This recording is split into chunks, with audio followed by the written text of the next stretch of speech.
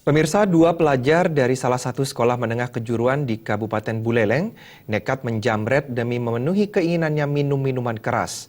Keduanya menjamret seorang perempuan saat korban membawa tas lempang di malam hari.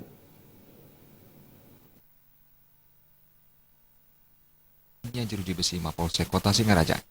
Keduanya ditangkap petugas karena menjadi pelaku penjamretan di 7 lokasi. Keduanya menjamret untuk modal mabuk-mabukan.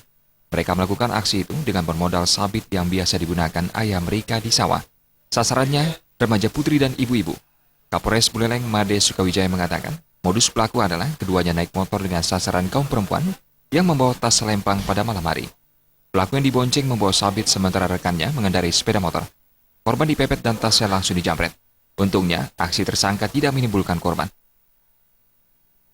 Curian dengan pemberatan yang selama ini saya rasa sudah meresahkan di Kabupaten Buleleng ini, karena dari hasil keterangan sementara saat ini pengakuan dari tersangka yang 2 orang kita amankan ini, dia sudah melakukan di 7 TKP.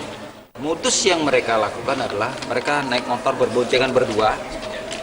Sasaran mereka adalah ibu-ibu atau kaum rentan, contohnya ibu gadis yang memakai tas lempang naik motor malam-malam. Jadi yang di depan jokinya bawa motornya, yang di belakang dia berbekal ini.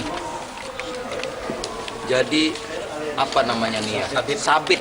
Begitu dia pepet, nanti tasnya ditarik dan tali tas itu diputus, ditarik. Ini sangat bahaya sekali nih. Dari tangan kedua pelaku diamankan 1 unit sepeda motor KLX dan 9 sabit yang kerap dibawa saat beraksi, 2 ban beserta velgnya, dan 3 unit handphone.